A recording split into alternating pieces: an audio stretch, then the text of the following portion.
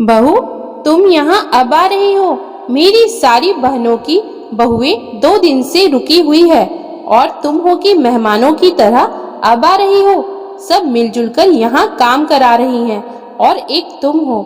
आखिर अपने आप को समझती क्या हो तुम? तुम्हें अपनी सास की इज्जत का थोड़ा सा भी ख्याल नहीं है। सुधा जी अपनी बहू पूर्वी को डांट रही थी। आज उनके भाई के लड़के की शादी थी, जहां उनका पीहर का पूरा परिवार एकत्रित था। पहरावनी का प्रोग्राम था। उनके बहनों और भाइयों की सभी बहुएं 2 दिन से यहाँ रुकी हुई थी और सारे काम मिलजुल कर रही थी। वहीं सुधा जी की बहू अभी थोड़ी देर पहले ही पहुंची थी, जिस कारण से उन्हें बहुत बुरा लगा और वे उसे डांटे जा रही थी। पर पूर्वी ने कोई जवाब नहीं दिया। जैसे ही प्रोग्राम खत्म हुआ, पूर्वी ने जाकर खाना खाया और अपने पति तन्मय को जाकर कहा, अगर आपने खाना खा लिया है तो चलिए, हमें देर हो रही है। इतने में सुधा जी ने कहा, बहू कहाँ जा रही हो तुम? सभी की बहुएं यहाँ रुकी हुई है और तुम्हें घर जाने की लगी है। अब कल तो बारात ही है, तो यहीं रुक जाओ। सबके साथ रुक कर के शादी एंजॉय क्यों नहीं करती? तुम यहाँ रुकोगी तो सबको अच्छा लगेगा। तुम भी तो देखो तुम्हारे ससुराल में शादियाँ कैसे होती है।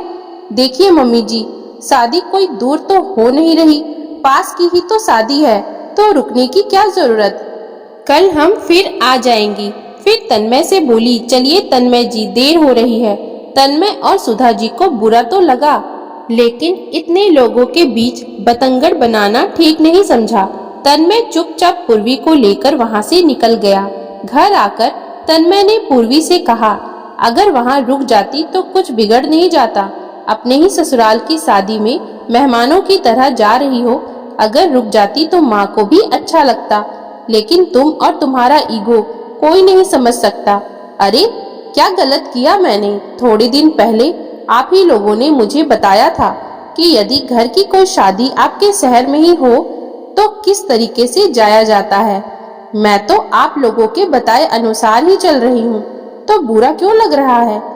पूर्वी ने भी पलटकर जवाब दिया, तो इस बात का बदला तुम मेरी माँ से ले रही हो? शर्म नहीं आती तुम्हें? बहू हो, बहू की तरह रहो ना।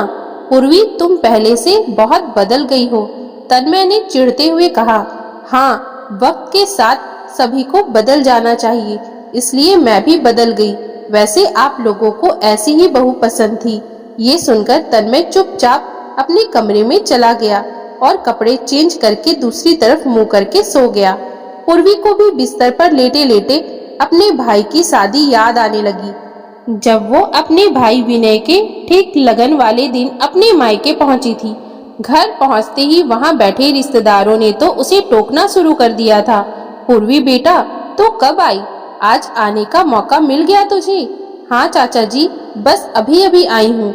अरे तू तो बड़ी बहन है, तुझे तो पहले ही आ जाना चाहिए था, और तू मेहमानों की तरह आ रही है। भला ये भी कोई बात हुई? वहां बैठे ताऊजी ने कहा। तभी ताई जी भी अंदर से आते हुए बोली, मेरी बेटी तो अपने भाई की शादी में 1 महीने पहले ही आ गई थी। सच में उसने बहुत मदद की थी। हाँ, लोगों को कितना चाव रहता है अपनी भाई के शादी में जाने का। तुझे नहीं है क्या, जो आज जब प्रोग्राम शुरू होने वाले हैं तब आई है? चाची जी ने भी टोक दिया। हाँ, ये बात तो है। देख पूर्वी, लड़की वाले भी तुझसे पहले आ गए। वहां बैठे एक पड़ोसी ने कहा, शुक्र मना कि शादी तेरे ससुराल वाले शहर में है, अगर मायके में होती तो तब तो झक मार के रुकना पड़ता। ऐसा कहकर सब हंसने लगी। अब पूर्वी क्या बोलती, बस वह अपने परिवार वालों की बातें सुनने के अलावा कुछ न कह सकी। कहे भी तो क्या कि ससुराल वालों ने भेजा नहीं। आज पूर्वी के भाई विनय का लग्न आने वाला था और पूर्वी अपने ससुराल वालों के साथ लेट पहुंची। यहाँ तक कि लड़के वाले भी वहां आ चुके थे। थोड़ी देर में लगन का प्रोग्राम शुरू हो गया और उसके बाद सब लोगों ने भोजन किया और लड़की वाले विदा हो गए। लड़की वालों के विदा होने के बाद तन्मय पूर्वी को बुलाने आया। पूर्वी, प्रोग्राम खत्म हो गया है, अब जल्दी चलो, लेट निकलना अच्छा नहीं होता। टाइम से निकलेंगे तभी घर पर टाइम से पहुंचेंगे। तन्मय जी, मेरे भाई की शादी है, आज से प्रोग्राम भी शुरू हो गए हैं। क्या मैं यहाँ शादी तक रुक नहीं सकती? पूर्वी ने एक बार हिम्मत करके अपने पति से कहा। देखो, इस बारे में हमारी घर पर ही बात हो चुकी है, फिर दोबारा ये सवाल पूछने का कोई फायदा नहीं था। अब मैं बेवजह की बहस नहीं चाहता हूँ। तुम जल्दी करो, मैं और मम्मी तुम्हारा बाहर इंतजार कर रहे हैं। तन्मय ने दो टूक जवाब दिया और चला गया। पूर्वी ने मन महसूस कर रिश्तेदारों के बीच बैठी अपनी माँ को बुलाया और उनसे घर जाने की इजाजत मांगी। तो माँ ने कहा, बेटा तू जा रही है? अब तो शादी तक यहीं पर रुक। क्या तू भी मेहमानों की तरह आएगी जाएगी? यहाँ लोग तरह तरह की बातें बना रहे थे, सुना था ना तूने? आखिर क्या जवाब दूं मैं लोगों को कि मेरी खुद की सगी बेटी यहाँ क्यों नहीं रुक रही? अब मम्मी मैं क्या बोलूं, आप तो समझो। मेरी सासू माँ और तन्मय जी का कहना है कि शादी पास की तो है, तो रुकने की क्या जरूरत है। दोनों मान ही नहीं रहे। मैंने कोशिश करके देख ली। पूर्वी रुआसी सी होकर बोली, शादी पास की पास में है, लेकिन तेरे अपने परिवार में है और बेटी नहीं रुकेगी तो तुम कहो तो मैं बात करूं?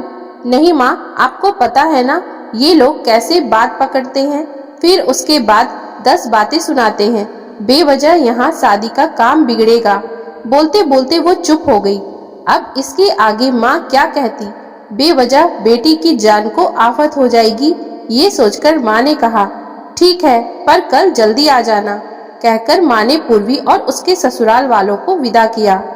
पूरी शादी में पूर्वी एक मेहमान बनकर ही रह गई।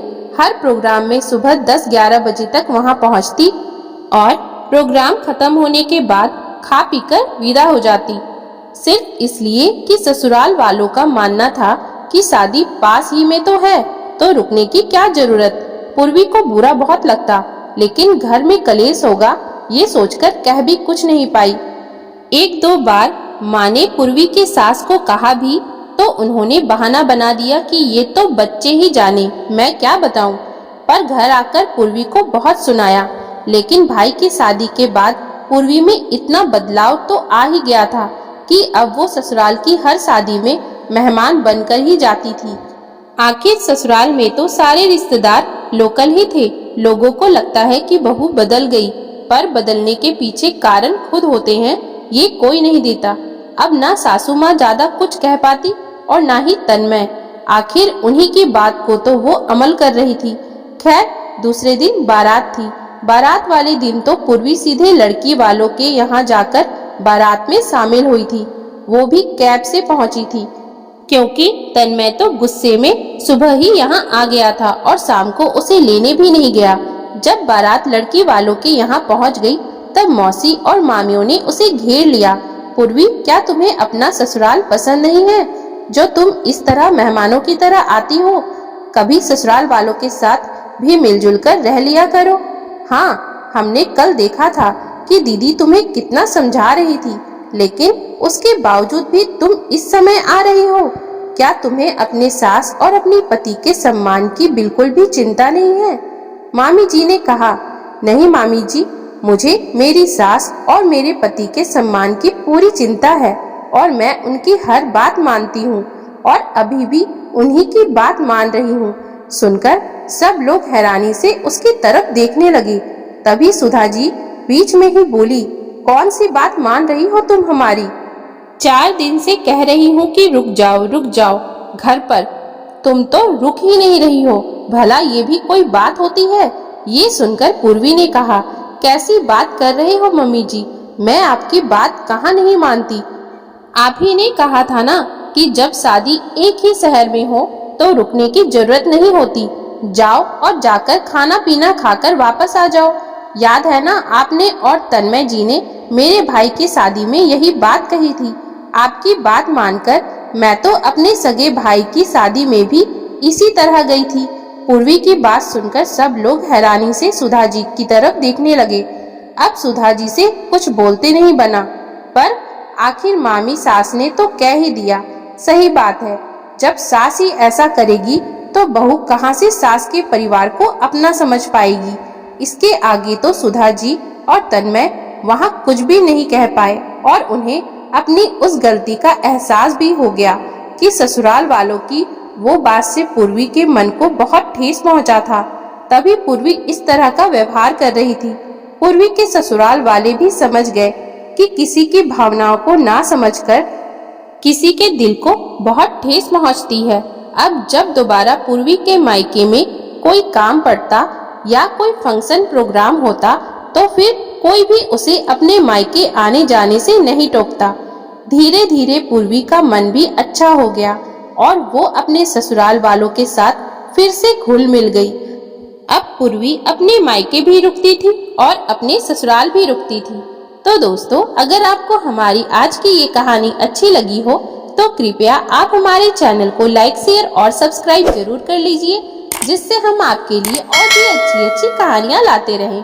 Thank you for watching.